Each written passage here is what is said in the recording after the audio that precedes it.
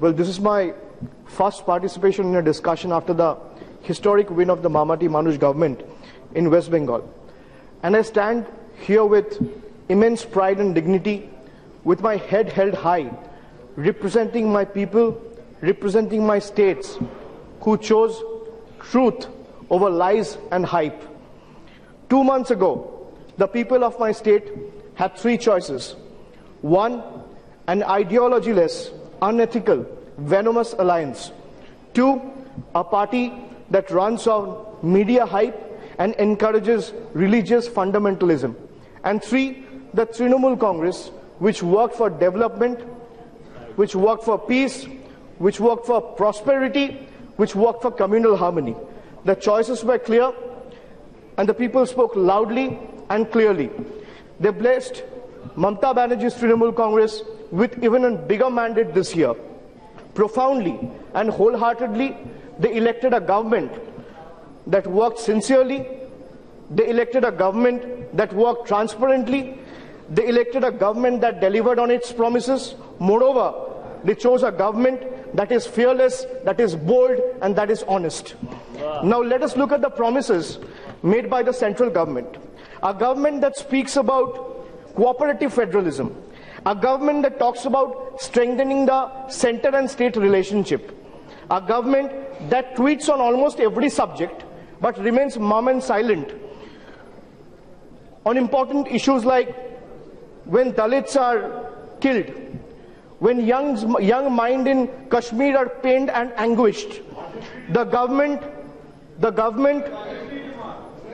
so have patience, please. Have patience. Have patience. I am saying have patience. You'll have your time. This government, don't divert. I am here representing my people. There isn't success of This government often speaks about competitive federalism, about states competing with each other to perform better. But in the past 2 years, cooperative federalism has merely been a slogan, sir.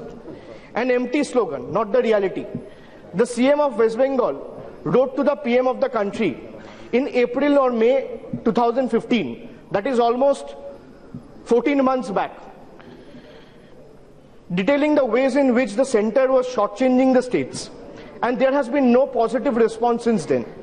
If one may recall the past, in 2012, the former Chief Minister of Gujarat and the present Prime Minister of the country, Honorable Prime Minister, Mr. Narendra Modi, wrote about cooperative federalism in his blog.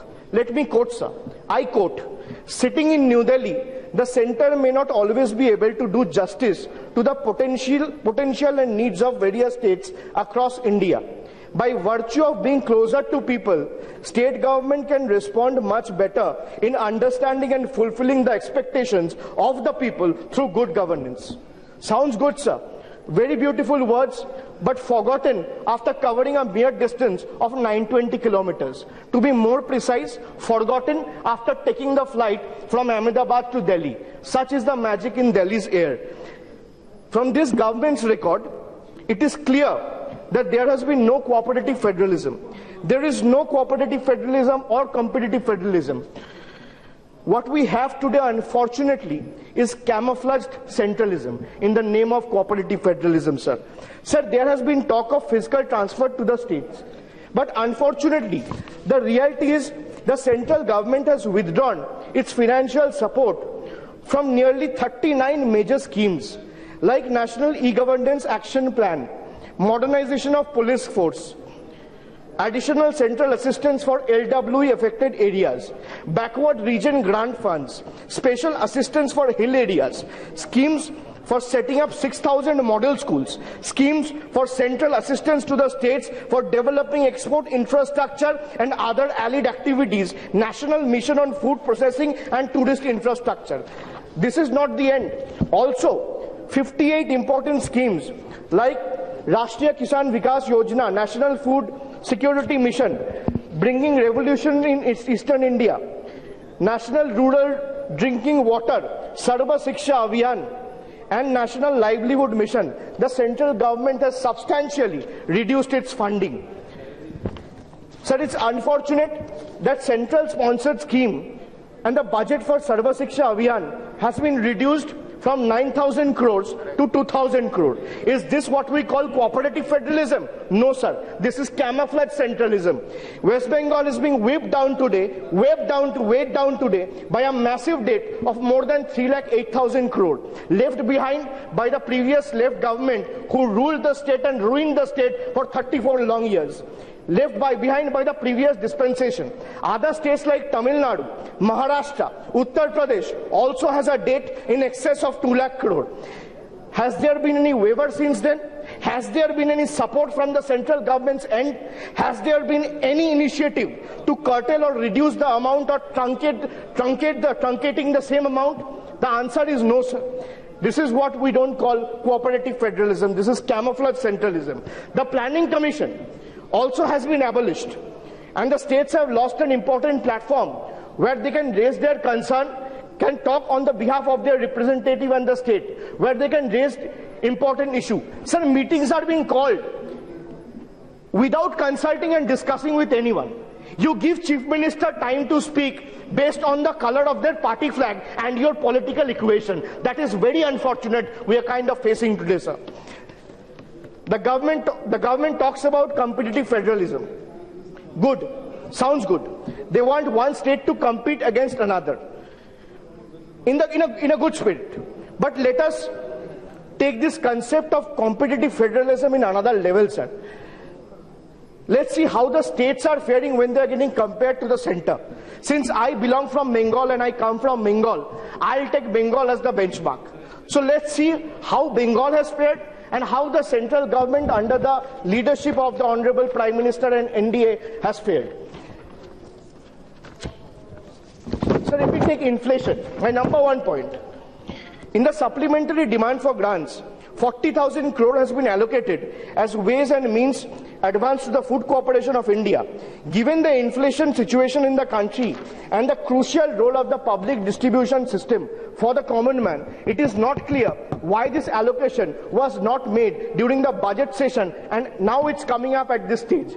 Sir, Bengal has lowest inflation rate in the country, that is less than 3%. According to the latest economic survey published by the central government again, the inflation rate of the entire country today stands at 5.7%. From day one of the monsoon session, my colleagues from Trinamool Congress, both from this house and that house, has been raising this concern both inside and outside the parliament, sir. Let's take, sir, MNREGA, MNREGA, Mahatma Gandhi National Rural Employment Guarantee Act, sir. The BJP has always criticized MNREGA as a failure and ridiculed the same as a scheme for digging holes.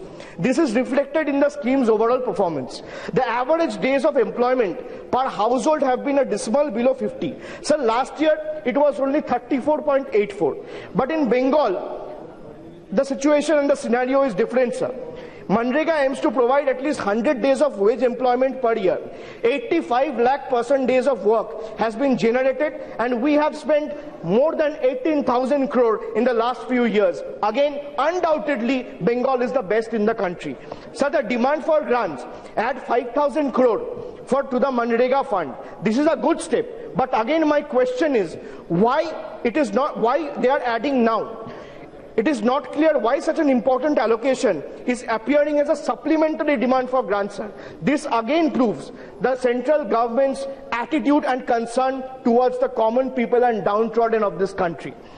Sir, my third point will be the financial growth, sir. As for the financial growth, the gross value-added growth of Bengal is at 12.02%, while India is 7.3%. Sir, also, there has been recent tendency of the central government to fund various development schemes by imposing cess. For instance, 0.5% Swachh Bharat cess, 0.5% Krishi Kalyan cess has been levied on the service tax. So the collection of the cess does not form part of the divisive pool and does not get shared with the states. This move by the center amounts to depriving and ignoring the states, their share and the additional revenue goes against the spirit of cooperative federalism, sir. If I am to read the Constitution of India, article number 271, sir, it says clearly, surcharge on certain duties and taxes for purposes of union, notwithstanding anything in Article 269 and 270, Parliament may at any time increase any of the duties or taxes referred to those articles by surcharge for purposes of the union, and whole proceeds of any such surcharge shall form part of consolidated fund of India. Sir, I would request the Honorable Finance Minister and the government, please use such constitution in the article in the good spirit of the country, so that everyone in the country, every people in the country, including the farmer, including the worker, including the state, and everyone gets benefited. That should be the spirit, sir. If we talk about social and rural development, sir, the centre's budget for Beti Bachao, Beti Padhao, a scheme that was modeled and repackaged on West Bengal's Kanyashri scheme, created by Honorable Chief Minister of West Bengal, Mamata Banerjee, is a mere 75 crores, sir. Now the question arises, I wonder how much of it went into the newspaper ads and social media campaigns, and what is actually left of that 75 crore to actually spend on the people and on the countrymen. What is the budget of Kanyashri scheme in Bengal, sir? It's 1,000 crore. It's not 100 crore, it's not 200 crore, it's not 500 crore, it's 1,000 crore, sir. That is 10 times the centre's budget, only for one state. That is West Bengal for you, sir. If we take minority development, sir, the facts and figures speaks for itself. Let's look at the numbers, sir. The budget increased 4 times in Bengal in the last 5 years, sir. And what have the centre done? They can't even run a portal to distribute minority scholarship. But then, do they really care about minorities? Do they really care about the oppressed? Do they really care about the farmer? Do they really actually care? The answer is no, sir. Sir, I have explained to you briefly how one state government brought peace, harmony, development, prosperity, and won a second term.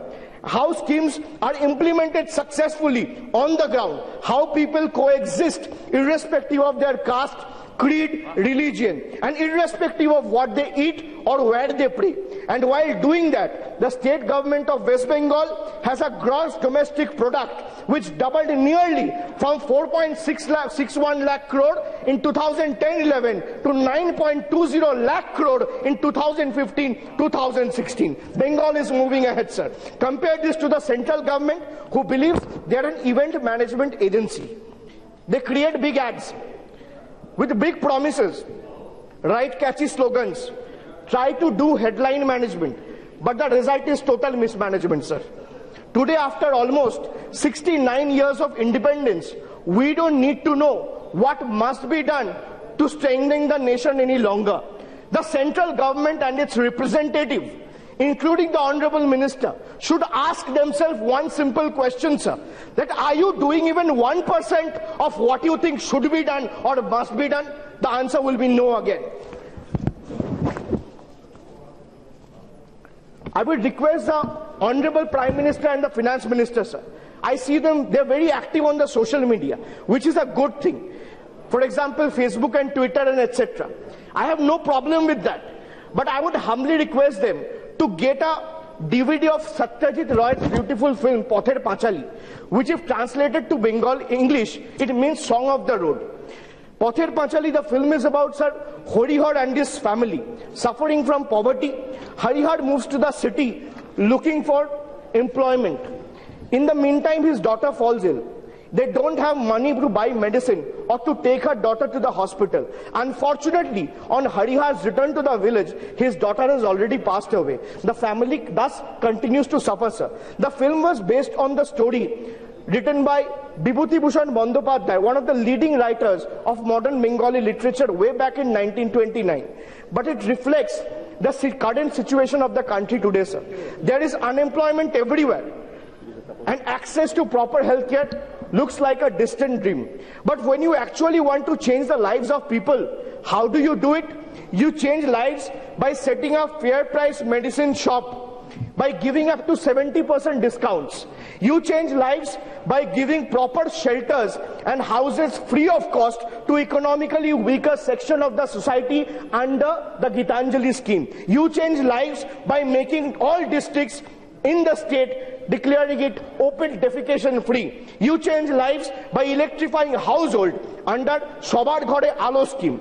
You change lives by giving more than 40 lakh Shobut Shati cycles to the girls and boys so that a 50-minute walk, a 50-minute painful walk to their school becomes a 5-minute sweet and smooth ride. Lives have been changing in Bengal, sir, and it has been changing for the better. But as for the BJP-led NDA government, I'm very sorry to say, but all they have given the country so far are अच्छे slogans, अच्छे ads, अच्छे tweets, अच्छे सपने और अच्छे जुमले।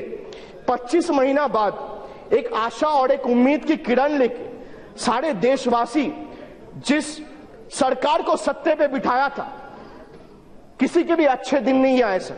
हर हिंदुस्तानी आज एक हिंदुस्तान में जानना चाहता है ये अच्छे दिन कब आएंगे। जम्मू कश्मीर में बॉर्डर पे खड़ा हुआ जवान और कन्याकुमारी में राह देख रहा किसान, किसी के भी अच्छे दिन नहीं आया सर, और अच्छे दिन कभी आएंगे भी नहीं सर। बातें बहुत बड़ी बड़ी हुई, लेकिन देश की जमीनी हकीकत में कोई बदलाव नहीं आया। अच्छे दिन के नाम पे देश की जनता को धोखा दिया गया है। The government must stop its stepmotherly attitude towards the states. It must come out of the bubble it's trapped in Delhi. I come from India, sir. I don't come from Delhi. I come from the states of India with an optimism in my heart, sir. I come from West Bengal. I come from a state where federalism is not just a mere slogan, sir, which is something genuinely people look up to and strongly followed in the state, sir. Believe me, an anger is rising against this government. And the way this supplementary demand for grants has been processed, I mean, it is just adding fuel to the fire, sir. Keeping away the larger interest of the country in mind, they're doing it one after another, again and again. This is only adding fuel to the fire. I would humbly caution my colleagues in this august house who are ruling the country today as a representative of the cabinet, that they must think of it. I would humbly caution them as a political house of this august house with a stake in this country, with a stake in India. I am not politically associated with them, sir, but I am from India and they are letting India down. Right. That is all I have to say, sir. Thank you very much. एक नया नारा चला है, गांव में, शहरों में, कस्बों में एक नया नारा चला है। कस्बों में बच्चे कह रहे हैं, हर हर मोदी, हर हर मोदी, हर हर मोदी, हर हर मोदी।